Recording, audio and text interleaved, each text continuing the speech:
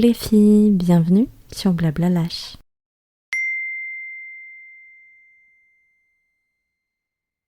Bonsoir les filles, j'espère que vous allez bien. Ce soir on se retrouve pour un podcast un petit peu spécial. On va pas parler spécialement d'extension de cils, mais plutôt d'histoires terrifiantes. Donc je vous laisse découvrir ça.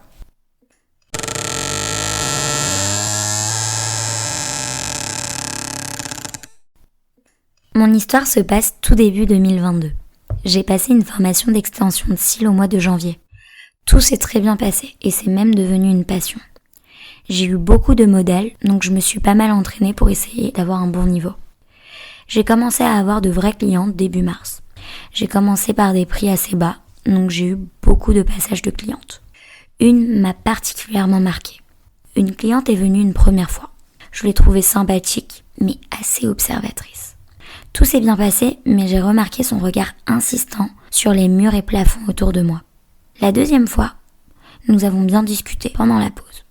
Puis elle a commencé à me poser des questions sur moi, sur ma vie. Elle m'a posé des questions assez précises sur mes parents et ma famille, ce qui m'a interpellée. Après sa pause, au moment de partir, elle a pris ma main dans ses deux mains pour me dire au revoir. Un frisson a parcouru tout mon corps. J'ai pris quelques minutes pour me remettre de mes émotions et ma journée a repris. Quelques semaines sont passées et elle est revenue. La prestation se passe toujours bien. Et toujours au moment de se dire au revoir, elle me chuchote. Tout se passera bien juillet prochain. Toujours en me tenant les mains. Je suis restée figée et je n'ai rien su répondre sur le coup. Elle n'est plus jamais revenue depuis. Au mois de juillet dernier, j'ai perdu mon grand-père et j'ai passé une période très compliquée. Je ne sais pas s'il y a un rapport, mais cette histoire me reste dans la tête. Elle n'a jamais répondu à mes appels ni mes messages.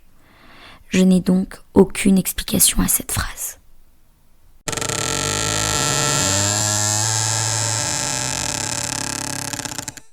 Bonsoir. Mon histoire date de 2016, à l'époque où j'habitais en Corse. Je faisais toutes mes prestations au domicile de mes clientes car je ne préférais pas les recevoir à mon domicile. Il faut savoir qu'à l'époque, je faisais des nocturnes jusqu'à 22h certains soirs. Un soir de septembre, je sortais d'une prestation et je rentrais chez moi. J'avais environ 30 minutes de trajet. Pour rentrer, je devais passer par plusieurs petits villages. À la sortie d'un d'entre eux, je vois quelqu'un au loin prêt à traverser au passage piéton. Plus j'avance, plus je distingue la personne et je me dis que quelque chose cloche. Je continue à rouler et j'arrive à deviner une vieille femme très pâle, mais elle ne traverse toujours pas et reste immobile au niveau du passage piéton. Elle est habillée entièrement en blanc et ses vêtements paraissaient sortis de l'ancien temps. Au moment où je passe sur le passage piéton, avec ma voiture, elle décide de le traverser et passe donc à travers la voiture et moi-même. À cet instant, je ressens un énorme frisson qui me glace le sang. Impossible de crier ou de parler.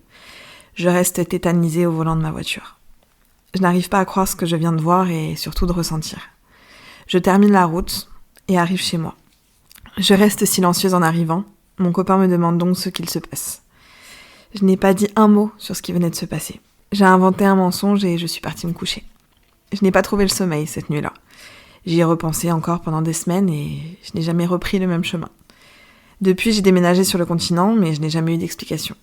Peut-être était-ce la Dame Blanche, un esprit vagabond, une âme en peine, qui sait.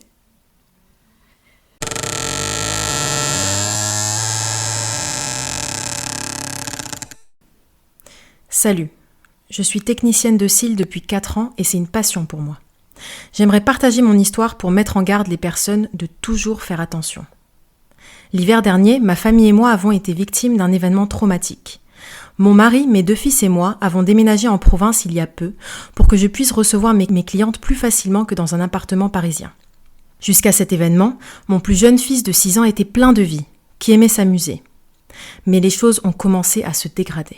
Petit à petit, il s'est renfermé sur lui-même et a commencé à dessiner de façon récurrente une sorte de bonhomme plutôt terrifiant et au corps totalement disproportionné. Des questions ont fini par se poser. Pourquoi s'était-il mis à dessiner obstinément cet affreux personnage ? Naturellement, nous lui avons demandé ce qu'il se passait. Sa réponse était glaçante. « C'est le monsieur que je vois tout le temps derrière la maison. » Il faut savoir que nous avons déménagé dans le nord de la France. Notre nouvelle maison se situe sur d'anciens marais et nous sommes donc entourés de bois. Il affirme avoir vu cet homme au beau milieu des arbres qui donnaient sur la fenêtre du salon. On pensait qu'il avait sûrement fait des cauchemars et que son imagination lui jouait des tours. Plus les jours avançaient, plus il était déprimé, et ça ne lui ressemblait pas. Il ne voulait plus dormir dans son lit, il pleurait pour rester avec nous dans notre chambre. Sa chambre était du même côté de maison que le salon. Ça nourrissait sûrement ses rêves, du moins, c'est ce qu'on se disait. Avec mon mari, nous avons décidé de visionner les rushs de notre caméra de surveillance que nous avions installée récemment. Rien d'alarmant en soi. Il y avait bien certaines personnes qui traversaient les bois, mais on ne voyait pas très bien. Et c'est aussi fréquent que les jeunes du village viennent pour s'y promener de nuit. Pendant quelques semaines, mon fils n'en a plus parlé, mais était toujours terrifié. Je recevais mes clientes quotidiennement, et un soir, après un remplissage, une de mes clientes a rejoint sa voiture pour rentrer chez elle comme à son habitude. 5 minutes après son départ, j'ai reçu un message d'elle me disant qu'elle n'est pas sûre, mais qu'elle pensait avoir vu quelqu'un courir au loin dans la forêt. Sachant que parfois des gens y passent, je ne me suis pas inquiétée plus que cela.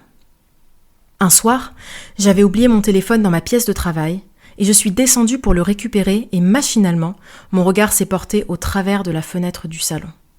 Il se tenait là, entre les arbres. L'homme que mon fils dessinait obsessionnellement. J'espérais avoir mal vu, mais ses yeux vitreux et enfoncés, semblables à des billes, m'avaient fait revenir en tête ses dessins. J'ai crié d'horreur. Mon mari et mon fils aîné m'ont rejoint et ont allumé les lumières. Il était tard, et il pensait que la fatigue et le stress dus à mes grosses journées de travail m'avaient fait délirer. Et en regardant de nouveau, il avait disparu. Cette nuit-là, je n'ai pas trouvé le sommeil.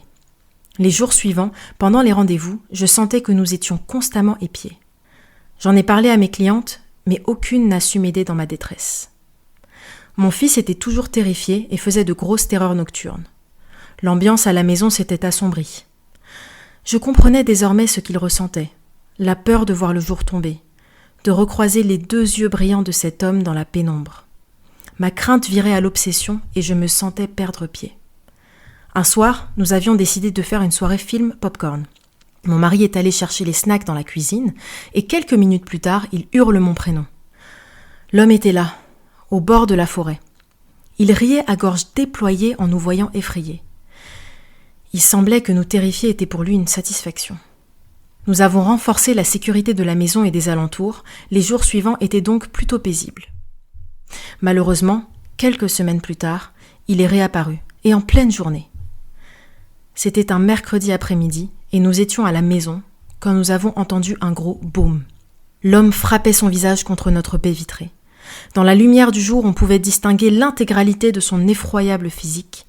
Il était très grand et particulièrement squelettique pour sa taille. Sa tête était difforme et soulignée par une grosse balafre.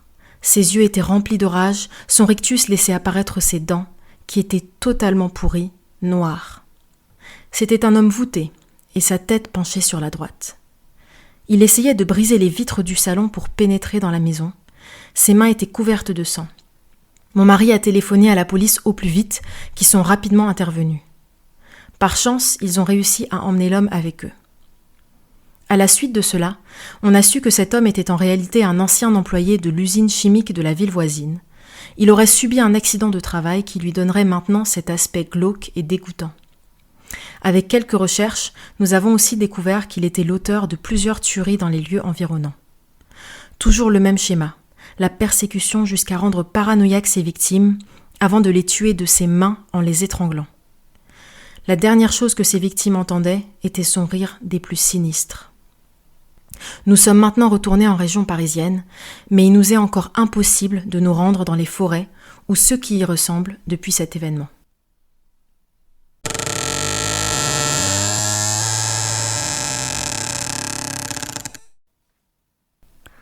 Hello, j'espère que tu vas bien. Je fais des extensions à mon domicile depuis 2010 et j'ai récemment changé d'appartement. Dès mon arrivée, je me suis sentie à l'aise et dans de bonnes vibes. J'ai beaucoup plus de clientes fidèles que de nouvelles. Je connais donc très bien la majorité de mes clientes. Un jour, une de mes clientes les plus fidèles a eu un problème de nourrice et m'a demandé si elle pouvait amener sa fille de 5 ans avec elle, exceptionnellement. J'accepte sans problème. Elles arrivent donc toutes les deux à 15h, heure du rendez-vous. Sachant que sa fille venait, j'avais préparé une table avec des coloriages. Je propose donc cette activité à la petite pour qu'elle puisse s'occuper pendant les 2 heures de pause de sa maman. Elle s'installe donc et commence à colorier. J'installe ma cliente et je commence la prestation.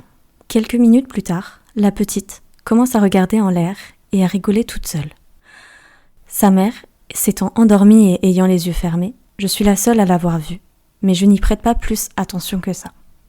Une demi-heure passe et la petite se lève et vient me voir pour me montrer son dessin. Elle avait dessiné une femme, maigre et entourée de rouge. Je lui demande donc ce qu'elle a dessiné. Et elle me répond « C'est la dame dans l'autre pièce ». Interloquée, je lui demande de quelle dame parle-t-elle. Elle me répond « Bah, la dame qui est là-bas » et me pointe l'entrée de mon appartement. Mon sang se glace et je n'ai rien répondu. Elle est retournée dessiner et quelques instants plus tard, se mit à rire doucement. J'étais terrifiée. J'ai bâclé la prestation de la cliente et je ne lui ai pas raconté ce qui venait de se passer pendant les cils. Je travaille et j'habite toujours dans cet appartement, je suis donc tout le temps dedans. Cet événement s'est passé il y a quelques semaines. Depuis, à part quelques bruits, je n'ai rien senti de bizarre. J'ai revu ma cliente, mais pas sa fille, et je ne lui ai donc jamais raconté ce qui s'était passé. Je me sens bien et à l'aise dans cet appartement. J'en conclus donc que cet esprit est bienveillant. J'espère en rester là.